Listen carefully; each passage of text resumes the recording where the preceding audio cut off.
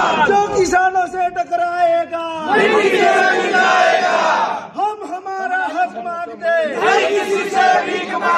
हम हमारा हक मांगते।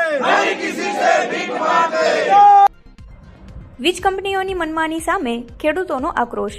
ગુજરાત કિસાન સંઘર્ષ સમિતિ અને કોંગ્રેસનું કલેક્ટરને આવેદન। વાવ અને થરાદ પંથકમાં ખેડૂતોની જમીનમાંથી પસાર થતી હાઈ ટેન્શન વીજ લાઈનો મામલે વિવાદ વકર્યો। રાધા નેસડાથી મુઠેડા એક લાઈન નીકળે છે અને એવી ને એવી બીજી લાઈન નીકળે છે અને આવનારા દિવસોમાં હજી 8-10 બીજી લાઈનો આવવાની છે।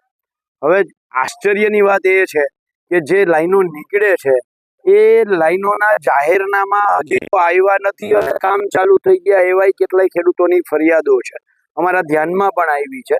ત્યારે સવાલ એ થાય છે કે કલેક્ટર કચેરીએ જે કામ કરવાનું છે 16(1) મુજબ એને નોટિસની જે પ્રક્રિયા કરવાની છે, આ 16(1) ની પ્રક્રિયા ત્યારે થાય કે જ્યારે જાહેરનામું અને CERCની પ્રક્રિયા પહેલા કંપનીએ કરેલી હોવી જોઈએ।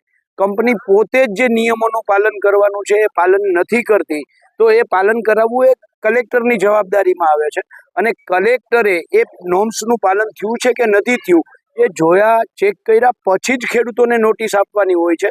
પણ અહીંયા તો એવું લાગે છે કે જાણે કલેક્ટરો જ ખોળામાં બેસી ગયા હોય કંપનીના, એ રીતે આખી જે પ્રક્રિયા ચાલે છે એના વિરુદ્ધમાં આજે 24 તારીખે જે ખેડૂતોને કલેક્ટરે બોલાવ્યા હતા એમને વતી જવાબ રજૂ કરવા માટે અમે ગુજરાત કિસાન સંઘર્ષ સમિતિના આગેવાનો અહીંયા આવ્યા છીએ અને આવ્યા ત્યારે ખબર પડી કે જેમ મોરબીમાં કલેક્ટર ભાગી જાય છે, જેમ જામનગરમાં કલેક્ટર બોલાવીને ભાગી જાય છે, જેમ કચ્છમાં કલેક્ટર બોલાવીને ભાગી જાય છે, એવું ને એવું અહીંયા ચોથી જગ્યાએ થયું કે વાવ થરાદ કલેક્ટરે આજે પોતે ગાંધીનગર ગયા છે અને પોતે હાજર નથી અને RSC અહીંયા રહેશે, તો પછી ખેડૂતોને બોલાવવાનો મતલબ શું હતો? એટલે મહત્વની વસ્તુ એ છે કે તમે તમારી જવાબદારીમાંથી ક્યાં સુધી ભાગશો અને તમારી જવાબદારી માત્ર કંપની પ્રત્યે નથી, તમારી જવાબદારી ખેડૂત પ્રત્યે પણ છે।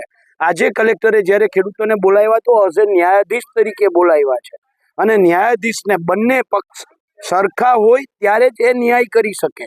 પણ ક્યાંક ને ક્યાંક એમ મને એવું લાગે છે કે કલેક્ટરે ખેડૂતોવાળી આંખ છે એ સંપૂર્ણ બંધ કરી અને માત્ર કંપની તરફી જ આંખ ખુલ્લી રાખી છે અને આજે એ જવાબ દેવા માટે સક્ષમ ન હોય એટલે એ ભાગી ગયા છે।